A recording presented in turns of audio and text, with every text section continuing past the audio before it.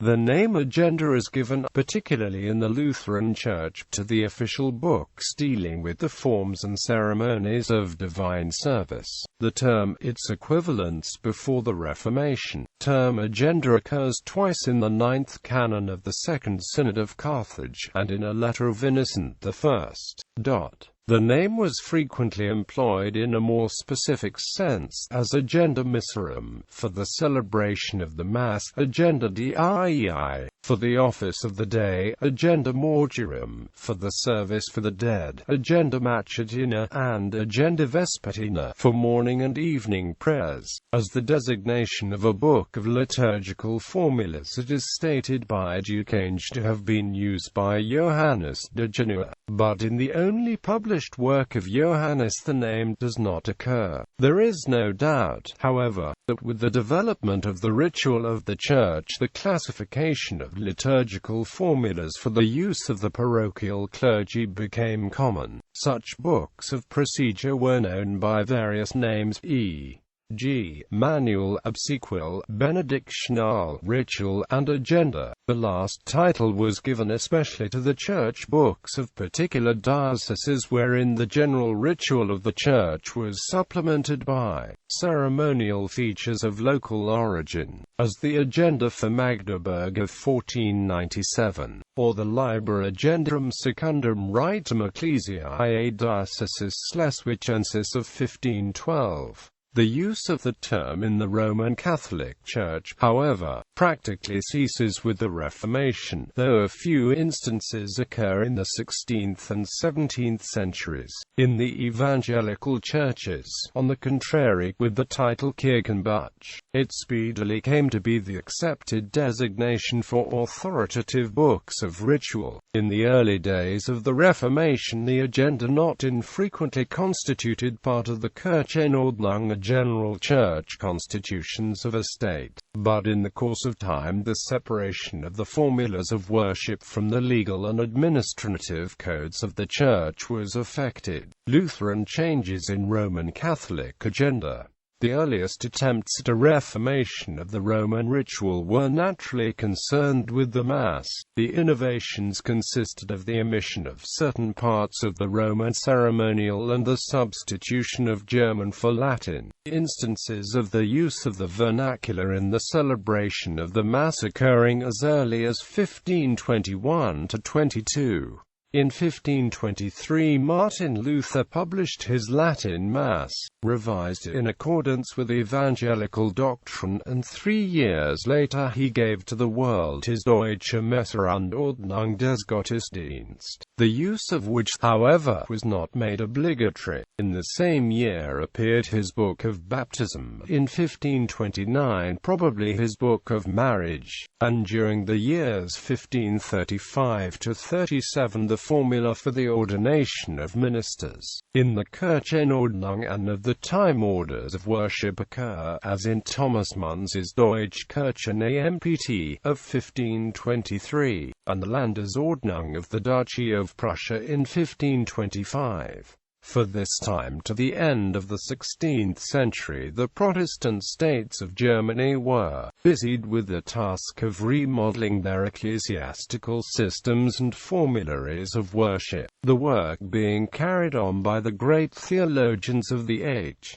The church constitutions and agenda of this period may be divided into 3 classes: those that closely followed the Lutheran model, those that followed the ideas of the Swiss Reformation, those that retained appreciable elements of the Roman ritual. Of the first type, the earliest examples of the constitutions drawn up by Bugenhagen for the city of Brunswick and the Principality of Brunswick-Wolfenbüttel, 1528, Hamburg, 1529, Lübeck, 1531, Pomerania, 1535, Denmark, 1537, Schleswig-Holstein, 1542, and Hildesheim, 1544. Just as Jonas formulated the church laws of Wittenberg, 1533, of the Duchy of Saxony, 1539, and of Halle, 1541. Hanover received its laws from Urbanus Regius in 1536, Brandenburg Nuremberg from Andreas Oschander and Johannes Brenz in 1533, and Mecklenburg from Reboling, Uri Faber, and Melanchthon in 1540 and 1552.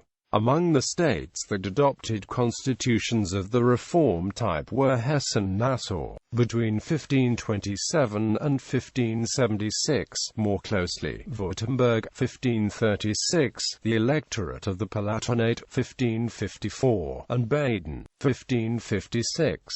In the so-called Cologne Reformation, drawn up largely by Butzer and Melanchthon and introduced by Archbishop Hermann of Wied in 1543, the agenda of Saxony, Brandenburg, Nuremberg, and Hesse-Kassel served as models. The Roman ritual was retained to some extent in the church ordinances of the Electorate of Brandenburg, 1540, Palatinate Neuburg, 1543, and Austria, 1571.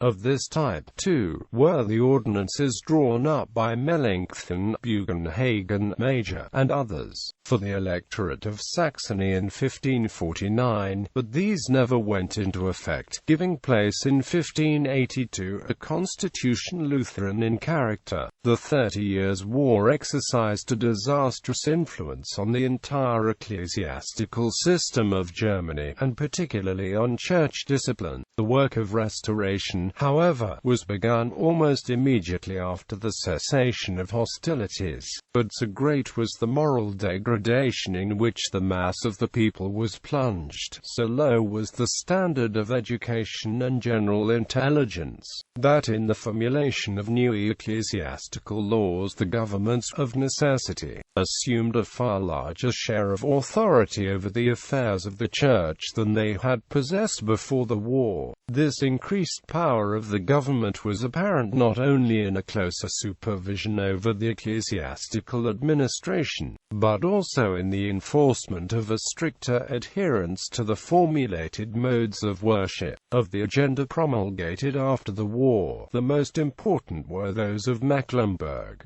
1650, Saxony and Westphalia, 1651, Brunswick-Luneburg, 1657, Hesse, 1657, and Halle, 1660. The 18th century witnessed a marked decline in the importance of the official liturgies in the religious life of the nation, a loss of influence so great as to make the books of the Church practically obsolescent. This was due to the rise of the pietistic movement, which, in its opposition to formula and rigidity in doctrine, was no less destructive of the old ritual than was the rationalistic movement of the latter half of the century. Both pietism and rationalism were wanting in respect for the element of historical evolution in religion and worship, and the former, in laying stress on the value of individual prayer and devotion without attempting any change in the forms of divine service, led to the general abandonment for the spiritual edification that was to be obtained in the societies organized for common improvement, the so-called Collegia Pietatis.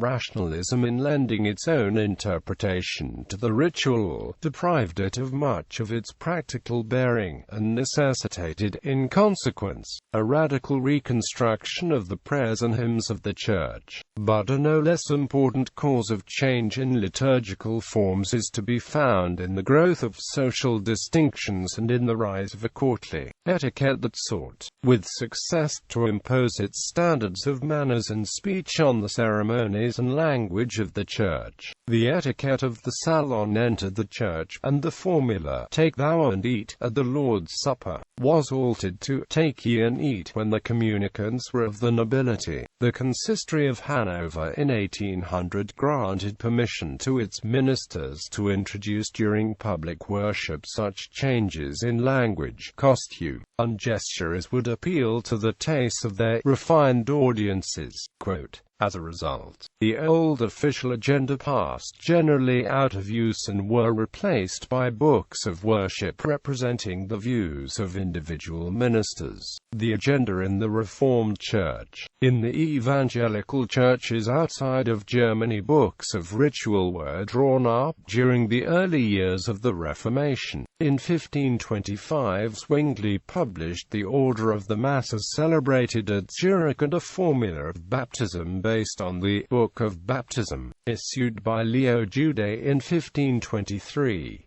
A complete agenda, including the two Zwinglian codes, appeared at Zurich in 1525, under the title Ordnung der Christenlichen Kirchen zu Zurich, and was often revised during the 16th and 17th centuries. Bern received its first formulary in 1528, Schaffhausen in 1592, and St. Gall in 1738. Neuchâtel, in 1533, was the first French-speaking community to adopt a definite ritual. Its authorship has been attributed to Farel. At Geneva, Calvin published in 1542 La Forme des Prières ecclésiastiques, based on the practices he had found among the French of Strasbourg during his sojourn in that city from 1538 to 1541.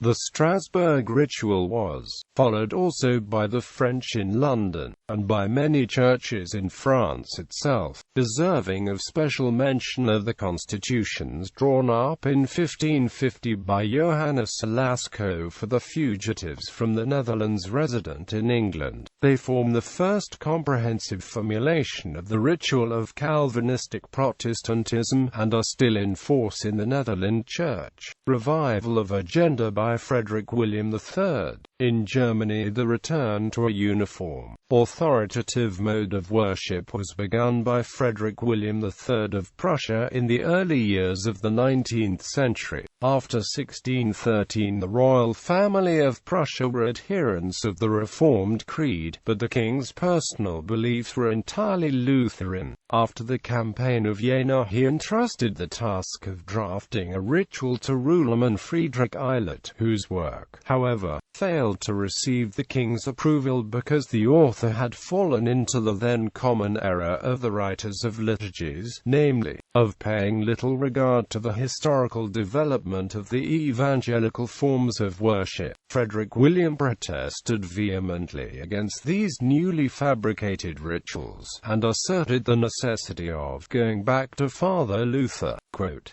with this purpose he devoted many years to the personal study of ritualistic history and attained an expert knowledge of the subject, particularly of its phases in the 16th century. The refusal of the great mass of the old Lutheran clergy to lend themselves to his efforts in favor of unity because of the Lutheran doctrine of real presence. He met with the determination to make use of the power vested in him by law to bring about the desired end. In 1822, he published the agenda for the Court and Cathedral Church of Berlin, and 2 years later this formulary, increased and revised with the aid of Borowski and Bunsen, was submitted to the various consistories. Before the end of 1825, out of 7,782 churches within the Prussian dominions, 5,243 had adopted the proposed regulations.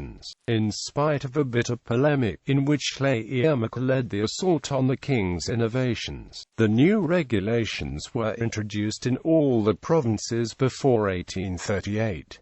This caused reaction called Neo-Lutheranism, the agenda in the modern Lutheran Church. The king's agenda, however, did not cease to be the subject of much criticism. In 1856 it was improved, and in 1879 the General Synod determined upon a thorough revision. The work was entrusted to a committee of 23, among whom were the theologians Goltz, Kleinert, Hering, Mast, Renner, Rubesman, Kogel, and Schmalenbach, and in 1894 their draft of a new ritual was adopted, with slight changes by the General Synod. The lead of Prussia was followed by the other members of the German Empire, and most of the states revised their agenda. Bohemia and Moravia, Denmark, Norway, Poland, Russia, Sweden, and Transylvania have also late revisions. In France, after much agitation, a book of ritual, Liturgie des Églises Réformées, de France révisées par le Synode Général, was adopted in 1897. Wilhelm Loher's Agenda für Christliche Gemeinden forms also important part of the history of liturgy of Lutheran Church. 20th century liturgical movement finally made major restoration of liturgy. English language liturgies. The Church of England adopted the Book of Common Prayer under Edward VI, which, with slight revisions, has been made universally obligatory by acts of uniformity. It was used with modifications by the Protestant Episcopal Church of the United States. H.M. Muhlenberg prepared a liturgy that was adopted by the Lutheran Synod that he had organized and approved by the German Lutheran authorities at Halle, whose missionary he was. It was based upon those in use in Lüneburg, Kallenberg, Brandenburg, Magdeburg, and Saxony. The liturgy of the Savoy Lutheran Church of London was the only one, apparently, actually in hand, the others exerting their influence through Muhlenberg's memory. Forms for baptism and the marriage ceremony were taken from the Book of Common Prayer of the Church of England. In 1795 Kunze published a hymn and prayer book for the use of such Lutheran churches as use the English language, which has by successive revisions developed into the present English Church book. In 1806 the New York Ministerium adopted a liturgy modified by Episcopal influence, and in 1818 the Philadelphia Ministerium adopted a liturgy in which extemporaneous prayer was allowed as well as freedom in selecting the scriptures to be read. In 1885, after much controversy and conference, the General Synod adopted a common service which was widely accepted by the churches, but was not regarded as obligatory. The Dutch Reformed Church in the United States adopted, along with the Belgic Confession, the Heidelberg Catechism, and the canons of the Synod of Dort, the liturgical forms that were at the time in use in the Netherlands. The Nicene and Athanasian creeds are appended to the liturgy, which has undergone little change. The German Reformed Church in the United States seems to have used the Palatinate liturgy, with local modifications. In 1841 the Eastern Synod published a liturgy prepared by Louis Meyer, which, however, failed of general approval. A provisional liturgy, prepared by Philip Schaff and others, likewise proved unacceptable. The order of worship was allowed by the General Synod, as was also the Western liturgy. The Directory of Worship was adopted in 1887. A book of liturgical forms, prepared by Henry van Dyck and others appointed by the General Assembly, for use in Presbyterian churches, but in no way obligatory, was published in 1906. It aroused considerable opposition.